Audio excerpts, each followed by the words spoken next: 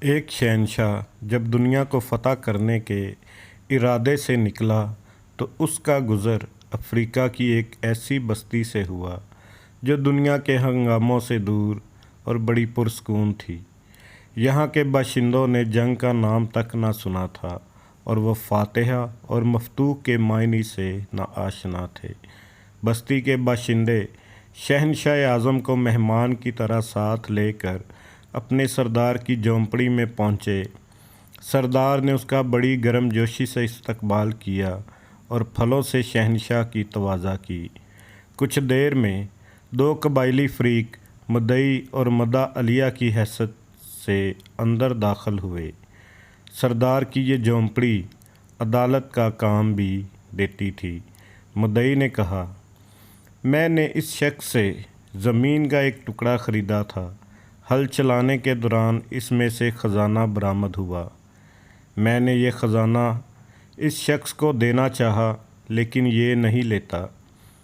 میں یہ کہتا ہوں کہ یہ خزانہ میرا نہیں ہے کیونکہ میں نے اس سے صرف زمین خریدی تھی اور اسے صرف زمین کی قیمت ادا کی تھی، خزانے کی نہیں۔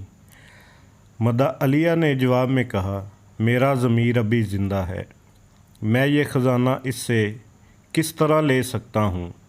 میں نے تو اس کے ہاتھ زمین فروخت کر دی تھی، اب اس میں سے جو کچھ بھی برآمد ہو یہ اس کی قسمت ہے اور یہی اس کا مالک ہے۔ میرا اب اس زمین اور اس میں موجود اشیاء سے کوئی تعلق نہیں ہے۔ سردار نے غور کرنے کے بعد مدعی سے دریافت کیا، تمہارا کوئی لڑکا ہے؟ ہاں ہے۔ پھر مدعا علیہ سے پوچھا، اور تمہاری کوئی لڑکی بھی ہے؟ جی ہاں۔ مدعا علیہ نے بھی اس بات میں گردن ہلا دی۔ تو تم ان دونوں کی شادی کر کے یہ خزانہ ان کے حوالے کر دو۔ اس فیصلے نے شہنشاہ کو حیران کر دیا۔ وہ فکر مند ہو کر کچھ سوچنے لگا۔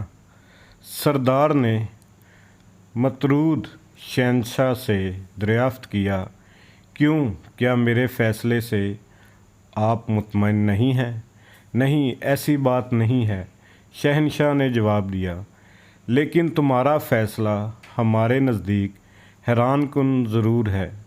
سردار نے سوال کیا، اگر یہ مقدمہ آپ کے روبرو پیش ہوتا تو آپ کیا فیصلہ سناتے؟ شہنشاہ نے کہا کہ پہلی تو بات یہ ہے کہ اگر یہ مقدمہ ہمارے ملک میں ہوتا تو زمین خریدنے والے اور بیچنے والے کے درمیان کچھ اس طرح کا جھگڑا ہوتا کہ بیچنے والا کہتا کہ میں نے یہ زمین اسے بیچی ہے اور اس سے زمین کی قیمت وصول کی ہے، اب جب کہ خزانہ نکل آیا ہے تو اس کی قیمت تو میں نے وصول ہی نہیں کی، اس لیے یہ میرا ہے۔ جب کہ خریدنے والا کہتا کہ میں نے اس سے زمین خرید لی ہے تو اب اس میں جو کچھ ہے وہ میری ملکیت ہے اور میری قسمت ہے۔ سردار نے شہنشاہ سے پوچھا کہ پھر تم کیا فیصلہ سناتے؟ شہنشاہ نے اس کے ذہن میں موجود سوچ کے مطابق فوراً جواب دیا کہ ہم فریقین کو حراست میں لے لیتے اور خزانہ حکومت کی ملکیت قرار دے کر شاہی خزانے میں داخل کر دیا جاتا۔ بادشاہ کی ملکیت؟ سردار نے حیرت سے پوچھا، کیا آپ کے ملک میں سورج دکھائی دیتا ہے؟ جی ہاں، کیوں نہیں؟ وہاں بارش بھی ہوتی ہے؟ بالکل، بہت خوب۔ سردار حیران تھا، لیکن ایک بات اور بتائیں، کیا آپ کے ہاں جانور بھی پائے جاتے ہیں جو گھاس اور چارہ کھاتے ہیں؟ ہاں، ایسے بے شمار جانور ہمارے ہاں پائے جاتے ہیں۔ او خوب، میں اب سمجھا۔ سردار نے یوں گردن ہلائی جیسے کوئی مشکل ترین بات اس کی سمجھ میں آ گئی ہو۔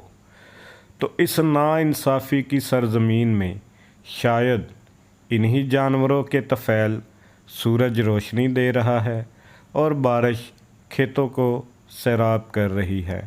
ویڈیو پسند آئی ہو تو ویڈیو کو لائک، شیئر اور چینل کو سبسکرائب ضرور کریں۔ شکریہ۔